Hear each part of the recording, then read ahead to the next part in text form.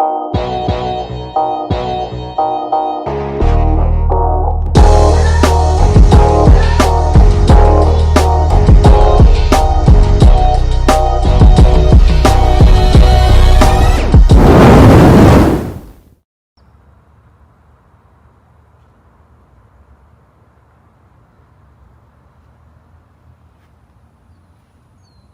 right, welcome back.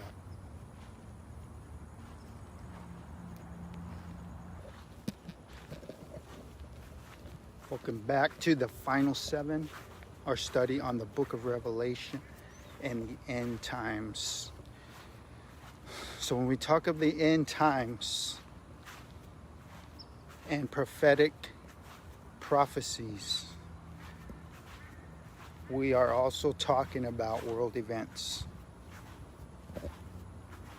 So we can't talk of one without the other. So go back and look at our previous episodes and get caught up. We've been following the timeline, the prophetic timeline, and what signs we're looking for that will allow us to see and recognize that the final 7 years is about to begin and that we're closer than you think. We are living in end times. We are living the Bible times right now. So, speaking of end times in world events, I spoke of Trump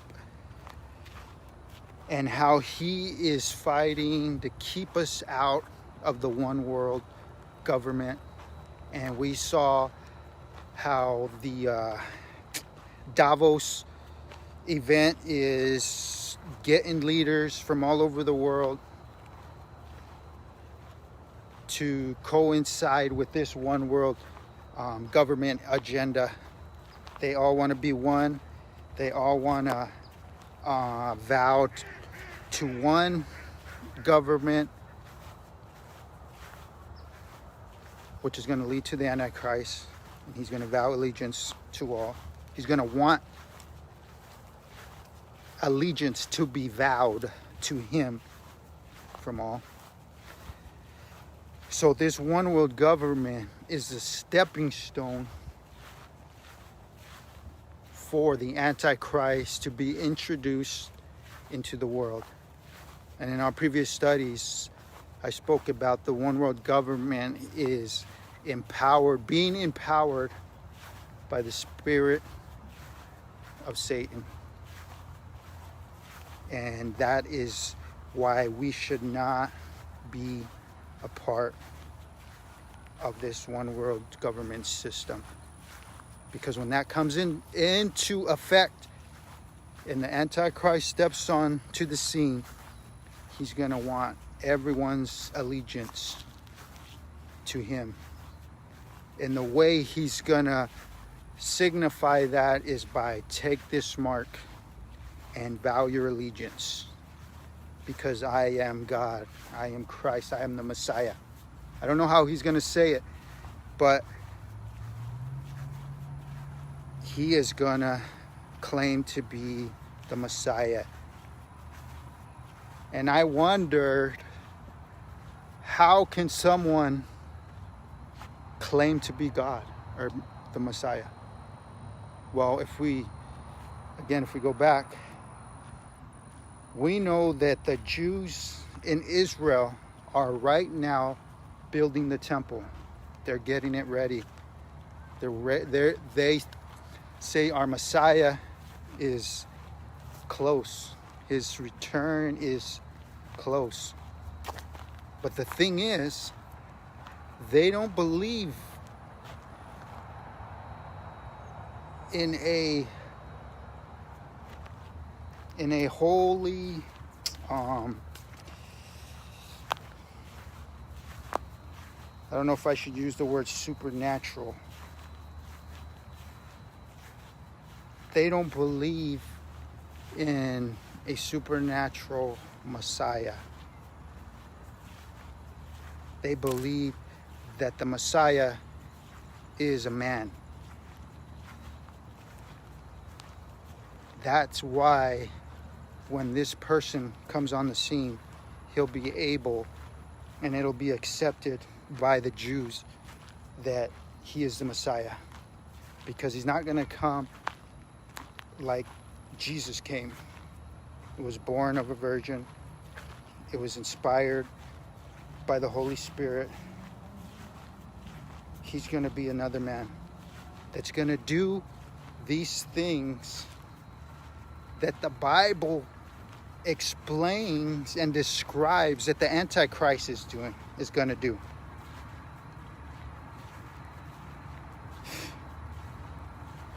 It's almost baffling. It's almost silly. I'm like, if the Bible's explaining what the Antichrist is going to do, and you're saying that our Messiah that we're waiting for is going to do those same things,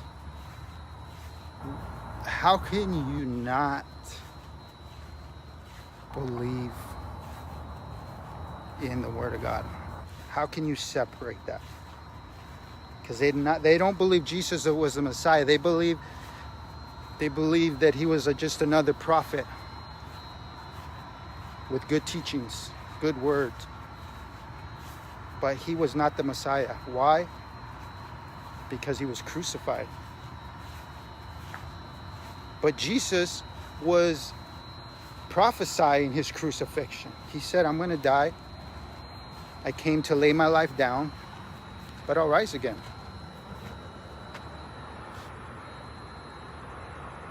But that wasn't good enough. They say our Messiah is going to come, but he's not going to die. But guess what? He is going to die. God's going to come and rule and reign, cast him into the bottomless pit, into the lake of fire, and rule and reign on this earth. Kingdom come. Your will be done on earth as it is in heaven. So, Trump's trying to keep us out of the one world government. Biden wants us part of the world. He thinks it's a good idea. He thinks that the one world nation is going to help with our financial crisis. It's going to help with our health, coverage, Medicare, all that for all. He thinks it's all going to be just one, and it's going to be a big, happy time.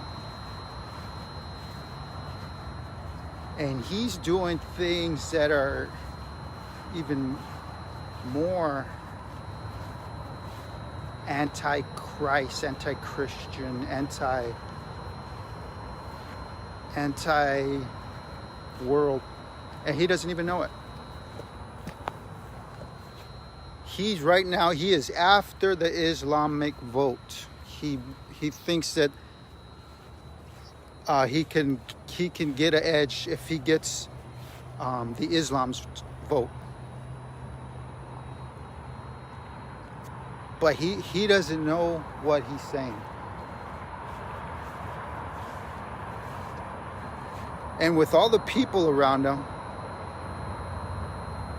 I think they know. They're not telling them.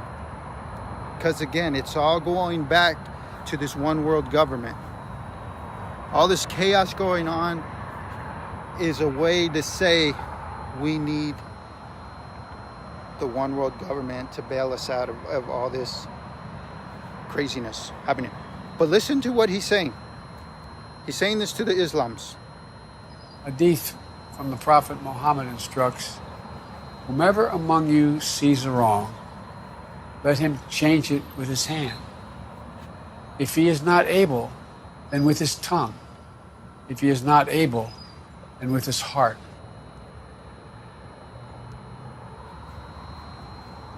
He is quoting the writings of Muhammad. It's kind of like their books of the Bible. It's not the Quran, but it's like their teachings. It's kind of their holy books.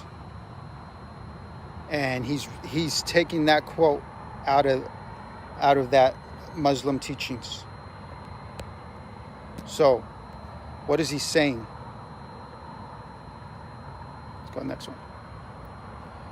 There is no prophet whom Allah sent to any nation before me, but he had disciples and companions among his nations who followed his path and obeyed his commandments. Then after them came generations who said what they did not do and did what they were not commanded to do. Whoever strives against them with his hand is a believer. Whoever strives against them with his tongue is a believer. Whoever strives against them with his heart is a believer. Beyond that, there is not even a mustard seed of faith. So beyond that, pretty much, you're not an Islamic follower. You're not a Muslim. So originated with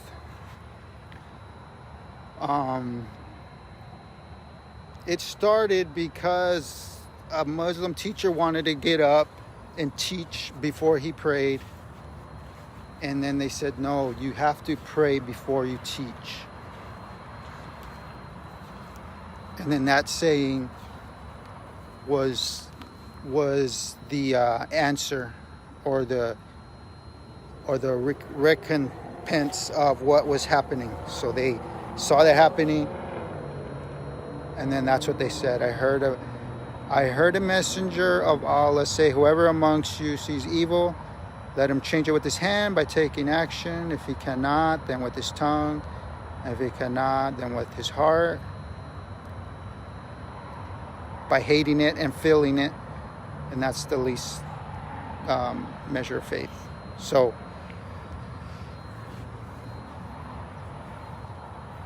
it gets deeper. Okay. So it started out as a confrontation to, do you pray or do you preach first? You pray first. And then he got deeper into saying the Prophet Muhammad was sent to all the nations. Remember, let's go back. Prophet with Allah sent to all the nations, sent to any nation before me. Followed his path and obeyed his command. Then there were those that did not. They did what they were not commanded to do. So when they didn't do what they were commanded to do, what did he say? Whoever strives against them with his hand is a believer. Whoever strives against them with his tongue is a believer. Whoever strives against them with his heart is a believer. Beyond that, there's not even a mustard seed of worth of faith. So if you're not striving with him with your hand, your heart, or your tongue, you're not a believer.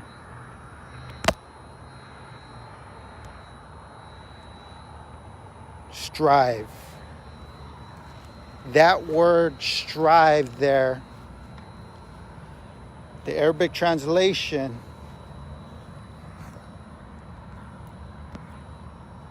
you ready? Is jihadahum. Jihadahum means raised jihad. What did it say? Well, whoever's not a believer, if you strive against them, let me go back because I don't want to mix that up. So if they did what they were not commanded to do, according to these teachings, whoever strives against them with his hand is a believer. Okay, whoever strives against them with their heart is a believer. Whoever strives against them with their tongue is a believer. That word strive or jihadahum means rage jihad, which means rage war. That's what ISIS is doing right now. They're raging war with their hands. They're striving with their hands. What are they doing? They're killing people who don't believe in their faith.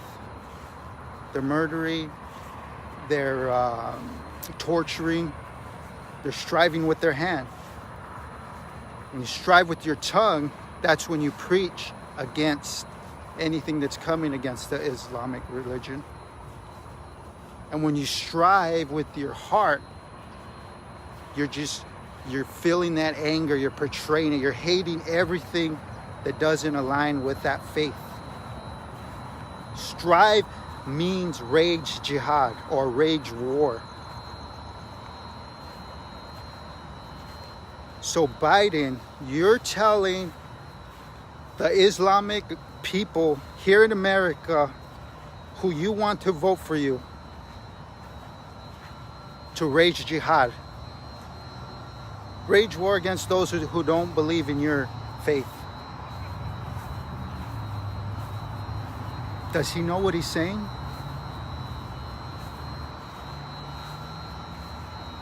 Are we as believers voting for this? Are we voting for the Muslim antichrist action to be okay? Because Biden already said his vice president that he's going to choose, he said it's got to be somebody that can be president, because I'm old. Is Harris going to be the president if Biden wins? And if she does, she's against religious activities happening in public. She believes that religion should be kept in the private sector, meaning in your house, maybe in the church, but keep it hidden, keep it private. Don't go proclaiming your gospel all over the world. That's what she's about. And you can see it now. They're already closing. They're closing churches because of the COVID. Again, this COVID is not about keeping us healthy. Go back and look at previous episodes. Government is not worried about our health. This is how much they're worried about our health. There is cures for every disease out there. But they made it a law that no disease can be cured, or diseases can only be cured with surgery and medications or vaccinations. They made that a law. So you mean when Dr. Caldwell expressed his discovery of the cure for cancer, what did they do?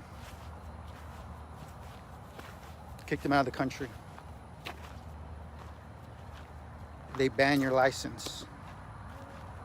Can't be a doctor no more because you said there was a cure for cancer and it wasn't chemo.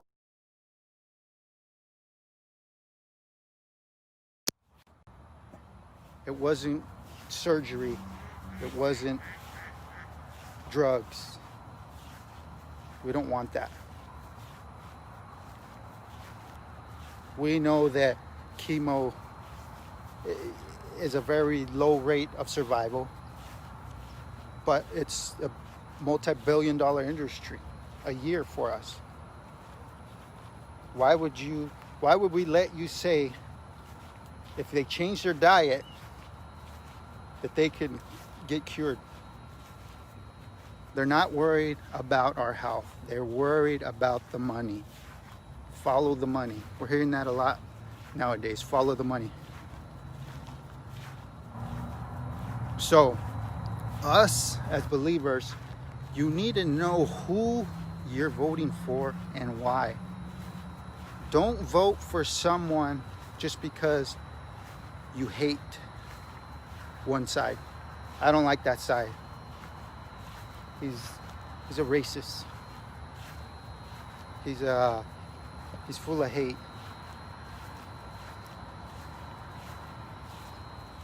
If you're voting for someone just because you hate the other person, you're basing your vote off hate. What did God say? Love your enemies. Pray for your leaders. That's what we got to do. Pray for your leaders. Know who you're voting for and why. Don't just vote because you hate this guy, because you hate the current president. I just hate him. He's a bigot. He's a racist. But go back and look. Look.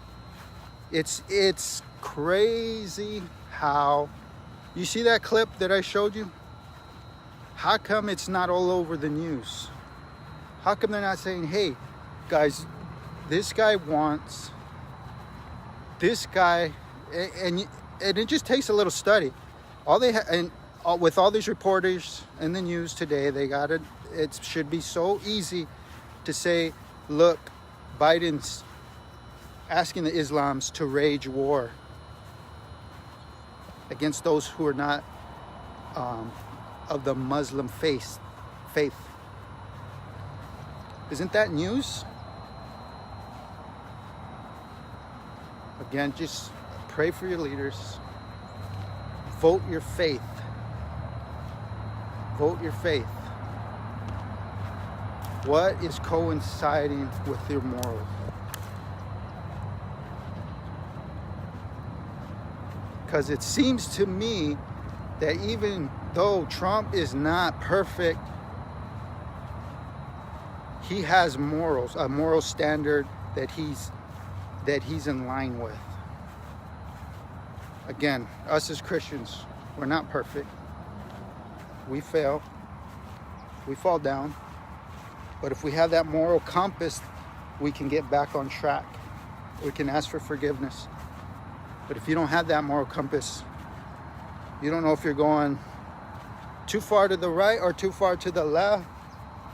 You got to stay on that narrow road. So I just want to encourage you, go back and look at our previous episodes and learn a little more about this prophetic timeline. We'll continue studying that. But again, we cannot ignore world events when speaking of end times. We are living in the end times. We are experiencing biblical prophecies right before our eyes. And get ready, because our redemption draweth nigh. God bless you. See you next time.